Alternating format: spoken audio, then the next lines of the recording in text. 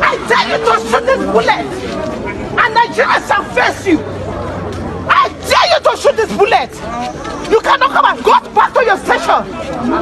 Go back to your station. You cannot come here and embarrass us and also oppress us here. The same people we are fighting for. Was it the same thing Jonathan did to Buhari? If Goodluck had done this, would Buhari have become a president? You cannot do this to us. You start shooting at us. Have you heard? Have you heard? You come here with max face. You come here with bullets in your DC to intimidate you. Enough is enough in Nigeria. Enough. Yes. In the same market. My wife, their wife was in the same market. With those who are here. The person that gave them that order will come here today to come and prove it to the Nigerians. 180 Nigerians. Yeah? Order from above. Who's above? Who's that person above? Are they above the God that put them there? Is that what you actually call for? Do you call for this kind of a change? This is impunity of the heads order. You close Nigerian house. You are telling me Nigeria order from above. You are going to school till 9 o'clock. If you want to fight the government, go and fight the government.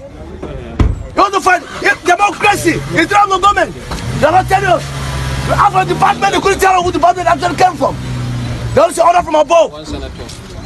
They won't allow you in. Is that no way? Is this democracy? We have been refused to enter the National Assembly by the DSS operatives you can see here.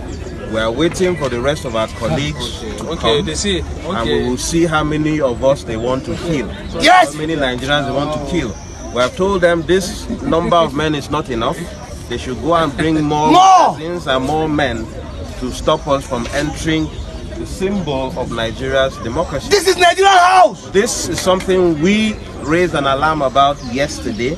You can see that true to what we suspected, they are here to carry out the bidding of this APC government. This is the change that Nigerians are getting because they do not want any dissenting voice. We are back to the military.